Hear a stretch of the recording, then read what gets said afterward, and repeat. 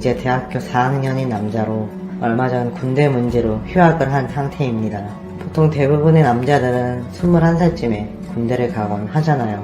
저는 중간에 군대를 다녀오면 학업의 흐름이 끊길 것 같아서 입대를 미룬 채 학교를 다니고 있었습니다. 그런데 친구의 어머니 때문에 최근 이런 제 목표를 지키지 못하고 학업을 중단한 채 군입대를 해야 하나 고민이 됩니다. 이제부터 친구 어머님과 있었던 일에 대해 조심스럽게 이야기해보려 합니다. 저에게는 중학교 시절부터 친했던 친구가 하나 있습니다. 소위 말하는 베스트 프렌드입니다. 공부는 물론 남몰래 10대 때 하던 나쁜 짓들도 모두 그 친구와 함께 했다고 해도 과언이 아닙니다. 중학교 때 갑자기 아버지의 전근으로 이사를 하게 되었죠. 그래서 오랫동안 살던 고향을 떠나서 새로운 곳에 정착을 하게 되었습니다.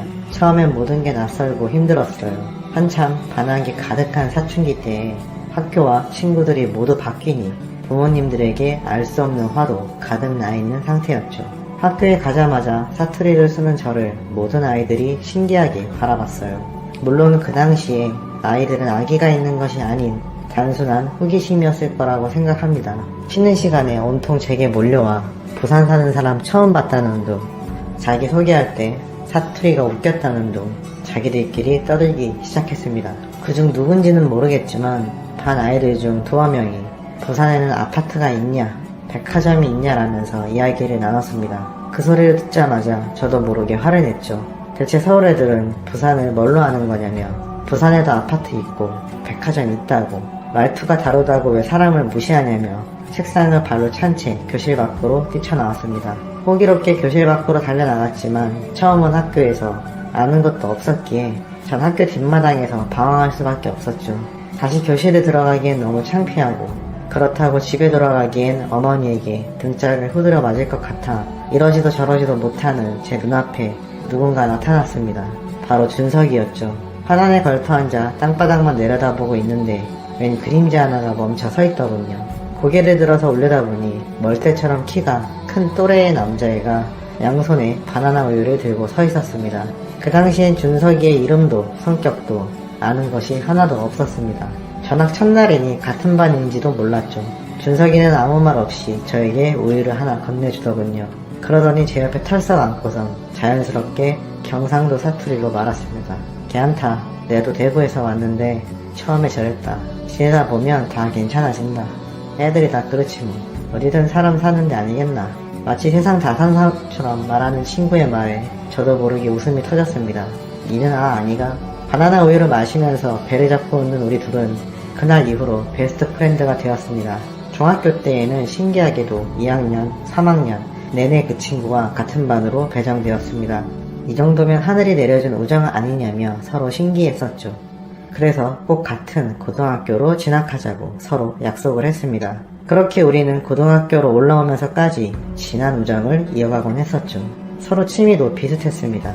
밖에서 농구를 할 때도 있었고 컴퓨터 게임에 빠지기도 했습니다. 준석이네는 아버지가 안 계셔서 조금 더 분위기가 자유로웠습니다. 알고 보니 준석이네도 집안 속사정이 꽤나 복잡하더군요. 준석이네 아버지가 대구 사람이어서 그곳에서 나고 자랐다고 합니다. 그런데 아버지가 돌아가신 후 더 이상 어머니께서 그 동네에 머무는 것을 힘들어 하셨다고 하더군요.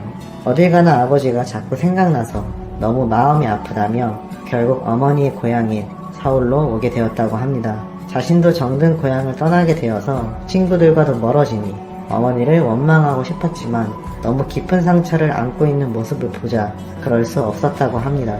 솔직히 처음 준석이네 어머님을 보게 되었을 때 저는 깜짝 놀랐습니다. 우리 엄마와는 전혀 딴판이었거든요.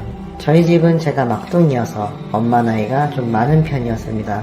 그런데 준석이네 어머님은 엄청 젊었어요. 젊었다는 표현보다 어리게 보였다는 말이 더 맞는 것 같아요. 준석이가 말하지 않았다면 누나라고 해도 믿었을 정도였어요. 처음 어머님을 봤을 때 멍하니 보고 있자 준석이는 그런 반응이 익숙하다는 듯 피식 웃었습니다. 와 이쁘나.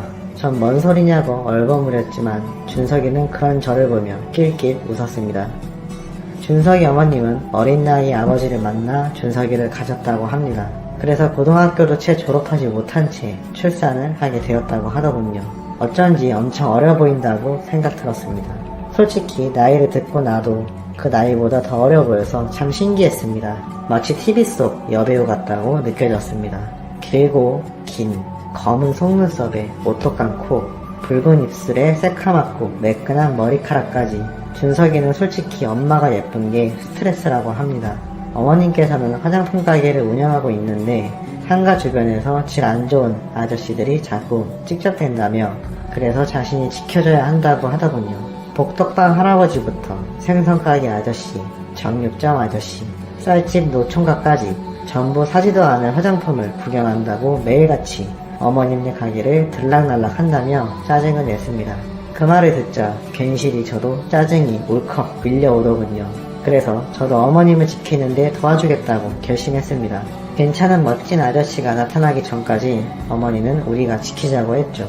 그래서 방과 후 별다른 일이 없으면 우린 어머님과의 근처에서 농구를 하거나 오락실에서 놀다가 어머님이 가게 문을 닫을 때 슬그머니 가서 도와드리곤 했습니다. 게다가 준석이네 어머님은 음식 솜씨도 엄청 좋았어요. 소속적인 음식을 잘한다기보다 우리 또래가 좋아할 만한 돈가스나 고로케 등을 잔뜩 만들어 주셨죠. 게다가 저는 집에서 햄버거를 만들 수 있다는 사실도 그때 처음 알게 되었습니다. 준석이네 집에서 주말에 드러누워 오락기를 하거나 만화책을 보고 있으면 어느새 맛있는 냄새가 솔솔 풍겨왔습니다. 주방에 슬그머니 가보면 미국 영화 속에서 보는 것처럼 엄청 높은 햄버거가 만들어져 있었어요. 밖에서 사먹는 것과는 비교도 안 되는 맛이었습니다. 매일 이런 걸 먹고 사는 준석이가 너무 부러웠어요. 고등학교 2학년 때까지 준석이네에서 거의 살다시피 지냈다고 해도 과언이 아닙니다. 집안에서 막내였기 때문에 공부하라는 잔소리는 듣지 않았거든요. 형 누나 챙기느라 바쁜 엄마는 제가 늦게 들어와도 별 신경을 쓰지 않았습니다. 그렇다고 아예 무관심한 건 아니었어요. 저도 나름 공부하는 걸 좋아하는 편이라 준석이와 함께 놀기만 하지 않고 공부도 꾸준히 하고 있어 상위권 성적을 유지하고 있었거든요. 걸어서 10분 정도 떨어져 있기 때문에 우린 친형제처럼 딱 붙어 지냈습니다. 딱 한 번 싸운 적은 있습니다. 고등학교 3학년 때 대학 입시를 위해 학원을 다닌 적이 있습니다. 그곳에서 옆 학교 여학생을 보고 첫눈에 반하게 되었죠. 그런데 준석이도 그 여학생에게 눈길을 뺏긴 것입니다. 제 인생 처음으로 사랑에 빠진 상대인데 하필 준석이도 좋아한다며 사랑의 라이벌이 된 것입니다. 처음엔 싸우기까지는 하지 않았습니다. 둘 다 정정당당하게 호감을 표시하기로 했죠. 그런데 그 여학생의 반응이 우리 둘을 힘들게 하였습니다. 제가 좋다 아니면 준석이가 좋다 딱 부러지게 말해주면 좋을 텐데 알쏭달쏭하게 행동을 하는 것이었습니다. 저와 단둘이 만날 때에는 제가 더 좋다는 식으로 말해놓고 준석이와 둘이 있을 때에는 준석이가 더 좋다고 했다는 것입니다. 우리 둘을 갖고 노는 것인가 저는 슬슬 그 여자의 태도에 화가 나더군요. 그래서 저는 그 여자애가 아무리 봐도 별로인 것 같아 그만 좋아하기로 결심했습니다. 그리고 준석이에게 아무래도 조금 별로인 것 같다. 우리를 갖고 노는 것 같다. 니도 그만 만나라 라며 충고했죠. 그런데 오히려 저에게 뭣도 모르면서 그 여자에 대해 험담을 한다고 화를 내는 것입니다. 난 네 신경 써준다고 말한 건데 어이가 없네. 알겠다 잘해봐라. 그리고 니도 여자 때문에 내한테 그리 말하는 거 아니다. 준석이의 태도에 무척 실망을 하고 잠시 우리는 멀어졌습니다. 우리의 우정이 여자 하나 때문에 이렇게 깨지는 것인가 속상했지만 어쩔 수 없다고 생각했습니다. 그리고 나서 몇 달 후 준석이는 헬스한 얼굴로 제 앞에 나타났습니다. 알고 보니 그 여자애는 남자친구가 있었던 것입니다. 옆 학교 태권도부 주장과 사귀고 있었는데 준석이와 바람을 피우는 것이죠. 그걸 태권도부 주장에게 들켜 준석이는 흠씬 얻어터지게 된 것입니다. 콧구멍에 휴지를 끼워 넣은 채 제게 하소연을 하는 준석이의 모습에 저는 웃음이 터져 나왔습니다. 니는 친구 버리고 여자한테 가더니 결국은 꽃뱀한테 물려가 코피 터지고 내한테 다시 온 거가. 삐삐대며 비웃는 저를 보더니 처음엔 준석이도 어이없이 하다가 자신도 이내 그런 모습이 웃긴지 같이 웃어버렸습니다. 마치 처음 만날 때처럼 배꼽이 빠져라 실컷 웃고 나니 언제 싸웠냐는 듯 다시 가까워질 수 있었죠. 그렇게 우리는 다시 하나로 뭉치게 된 것입니다. 그런 우리 사이가 지금은 준석이의 어머님 때문에 금이 가게 생긴 것입니다. 대학교는 다른 학교로 진학을 했지만 그래도 서로의 집이 가까워 자주 만나고 있었는데 어느 날 영장이 나왔다고 하는 것입니다. 처음에는 준석이와 저는 동반 입대까지 생각했었습니다. 그러나 동반 입대를 하게 되면 엄청 힘든 부대로 배치가 된다는 소문이 있어 겁이 나더군요. 게다가 앞서 말씀드렸듯 학업을 계속 이어나가고 싶은 마음도 컸기에 저는 입대 연기를 하게 되었습니다. 준석이는 괜히 나이가 차서 가게 되면 더 힘들다며 남들 갈 때 다녀온다고 입영 신청을 했다고 합니다. 군대에 가고 나면 머리도 박박 밀어야 하니까 이렇게 신나게 놀 수도 없다며 우리는 나이트클럽도 가보고 헌팅 술집이라는 곳도 가봤습니다. 밤새 술도 마시고 여자도 만나보고 그야말로 원 없이 실컷 놀았습니다. 준석이는 매일같이 제게 다짐을 받아냈습니다. 자신이 군대에 가 있는 사이 동네 아저씨들이 어머님에게 찍잡되지 못하도록 단속을 잘 해달라며 말이죠. 어머님께서 마음이 약하셔서 이상한 남자가 밀어붙이면 마지못해 받아줄 거라고 절대 그 꼴은 못 보겠다며 말입니다. 정신이 멀쩡할 때도 술에 취해 있을 때도 시도 때도 없이 저에게 엄마를 잘 부탁한다고 말했죠. 군대 입대 날까지도 마치 세뇌를 당하는 것처럼 끊임없이 이야기하는 준석이에게 그만 말하라고, 네가 하도 말해서 귀에 피가 날 지경이라고, 내가 꼭 지켜드릴 테니 안심하고 다녀오라고 했습니다. 입대 당일은 어머님과 함께 훈련소까지 함께 가서 준석이를 배웅했습니다. 그렇게 준석이는 군대에 가게 되었습니다. 준석이 어머니와 함께 집으로 돌아오는 버스 안은 참 어색했어요. 그러고 보니 준석이 없이 단둘이 있었던 적은 한 번도 없었습니다. 민망해서 달려가는 버스 안만 보고 있다가 잠시 옆을 돌아보니 아침부터 피곤하셨는지 잠들어 계시더군요. 5년이라는 시간 동안 어쩜 이렇게 하나도 나이가 들지 않으셨을까 신기해서 빤히 바라보게 되었습니다. 새근새근 잠들어 있는 준석이 어머님의 얼굴을 보니 버스에서의 2시간은 지루함 없이 금방 흘러갈 수 있었습니다. 그렇게 준석이가 없는 하루하루가 시작되었습니다. 낮엔 저도 학교 생활에 집중하느라 정신이 없었습니다. 그래도 꼬박 학교가 끝난 후 준석이네 가게에서 일을 도왔습니다. 매번 이렇게 신세를 질 순 없다고 준석이 어머니께서 용돈처럼 아르바이트 비용도 어느 정도 챙겨주셨어요. 그래서 겸사겸사 일도 하면서 준석이의 약속대로 어머니를 챙겨드리게 되었습니다.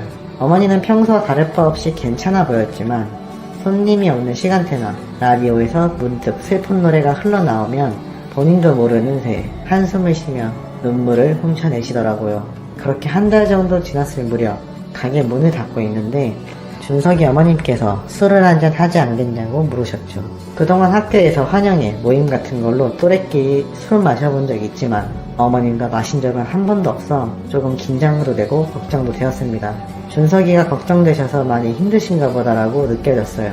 넓은 집에 혼자 지내니 적적하기도 하고 무섭기도 하다며 오늘처럼 가끔 술친구가 되어줄 수 없냐고 하시더군요. 그래서 저는 알겠다고 말씀드린 후 일주일에 2-3번 술을 마시게 되었습니다.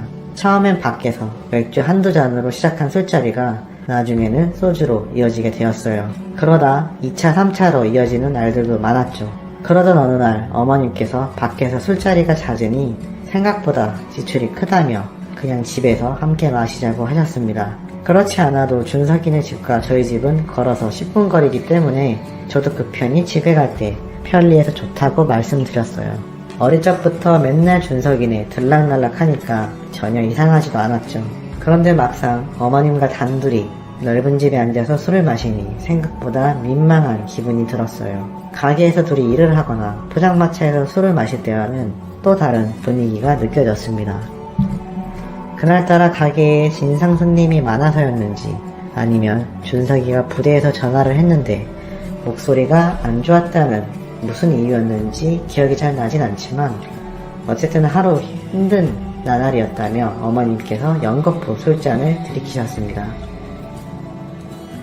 평소에 주량이 제법 세신 편이라 괜찮겠지 싶었는데 어느새 몇 병을 혼자 비우시더니 많이 취하셨더라고요.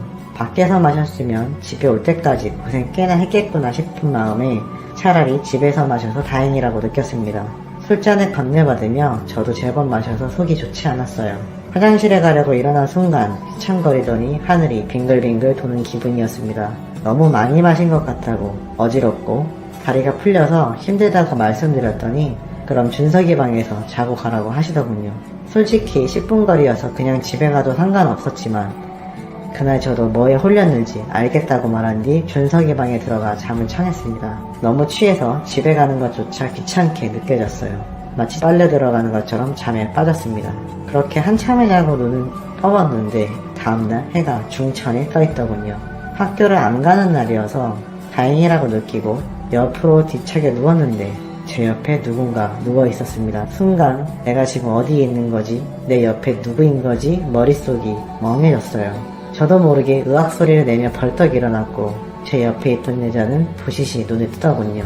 바로 준석이네 어머님이었습니다. 분명 어젯밤 술을 마셨고 저는 준석이 방에서 잔다고 들어간 뒤 누웠는데 그 뒤로는 아무것도 기억이 나지 않았습니다. 왜 어머님이 여기서 누워 계신지 이해가 가지 않았습니다. 제 비명에 일어나셨는지 눈을 비비며 태연이 잘 잤어? 라고 말씀을 하셨습니다. 어버버거리는 저를 빤히 퍼더니 혹시 어제 일이 기억나지 않는 거니? 라고 하시더군요. 대체 무슨 일이 일어난 건지 저는 아무것도 생각이 나지 않아 고개를 가로저었습니다. 그러자 어머님께서는 금방이라도 울 것 같은 눈으로 이불을 끌어안으시곤 그래 내가 어리석었지. 어린의 달콤한 말에 빠져서 아들 친구랑 무슨 연인이 되겠다고 속은 내 잘못이지 뭐 라고 하시는 것입니다. 저는 정말 미칠 것 같았습니다. 어머님 말씀을 되짚어보면 제가 어머님을 꼬셔 했던 것인데 도무지 저는 기억이 나지 않았습니다. 무엇보다 이때까지 저는 여자친구를 사귀어 본 적도 없어 한 번도 이런 경험이 없었는데 생각나지도 않는 게 황당했습니다. 기억도 안 난다고 중얼거리는 제 말을 듣더니 어머님께서는 화들짝 놀라시더군요. 처음에 기억 안 나서 어떡하냐고. 그럼 다시 하면 어젯밤 일이 기억나지 않을까라며 저에게 다가오셨습니다.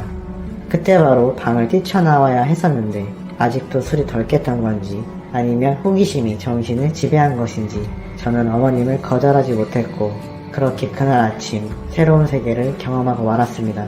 처음엔 당혹감 그리고 미안함이 가득했습니다. 앞으로 준석이 얼굴을 어떻게 봐야 하나 지켜드린다고 했는데 오히려 내가 어머님과 만나게 되었으니 뭐라고 말을 해야 하나 싶었습니다. 한 번은 실수라고 치고 다신 그러지 말자 싶었는데 그렇게 되었으면 지금처럼 사연을 보내지도 않았겠죠. 처음 알게 된 그 느낌은 제 이성을 마비시켰습니다. 그렇게 그 뒤로 저는 우정보다 사랑을 택하게 되었습니다. 처음 한 번이 어렵지 그 다음에는 별다른 죄책감도 들지 않았습니다. 준석이가 휴가를 나온 날은 친구 얼굴을 보는 게 조금 민망했지만 한켠으로는 오늘은 어머님과 함께하지 못하는구나 라는 아쉬움마저 들더군요. 준석이 휴가 기념으로 셋이서 술을 마신 적도 있습니다. 준석이가 술에 많이 취하여 돌아 떨어지자 어머님은 저에게 다가왔고 그날도 스릴 있는 밤을 보내게 되었습니다. 그렇게 2년의 시간이 흘러서 결국 준석이는 제대를 하게 되었습니다. 그동안 우리 엄마 지키느라 고생했다. 네 덕분에 군대에서 마음 편히 놓을 수 있었어. 준석이의 말을 듣는 순간 그때라도 어머님과의 만남을 끊었어야 했는데 그러지 못한 것을 아직도 후회하고 있습니다. 그 뒤 준석이가 집에 들어오게 되었고 저와 어머님의 만남은 예전처럼 활발하지 못했습니다. 그럴수록 왠지 모르게 더욱 불타오르게 되더군요. 아슬아슬한 줄다리기를 하듯 준석이가 술에 취해 잠든 날마다 저는 어머님과 함께 했습니다. 그렇게 그날도 어머님과 시간을 보낸 뒤 누워있는데 갑자기 안방문이 열리고 말았습니다. 그 사이로 싸늘한 표정의 준석이가 서 있었죠. 네가 어떻게 그럴 수 있어. 저는 오해라고 내 말 좀 들어보라고 손을 휘저었지만 준석이는 이를 꽉 깨물고 저에게 나지막히 이야기했습니다. 지금 난 너를 어떻게 할지 모르니까 당장 내 눈앞에서 사라져. 저는 손에 신발을 들고 준석이네 집을 뛰쳐나왔습니다. 이후 지금까지 저는 준석이에게 연락을 한 통도 하지 못하고 있습니다. 차마 화장품 가게 앞도 지나갈 수가 없더라고요. 어머님은 괜찮으신 건지 확인을 해보고 싶었지만 준석이의 그 표정이 도저히 잊혀지지 않아서 연락을 할 수조차 없었습니다. 언제까지고 이렇게 숨어서 지내기도 더 이상은 힘들어 차라리 군대로 도망 아닌 도망을 가야 할까 싶은 생각마저 들고 있습니다. 그리고서 군대에서 2년 동안 진심을 담아 꾸준히 준석이에게 미안하다고 편지를 보내면 조금은 나아지지 않을까 하여 이렇게 사연을 보내봅니다.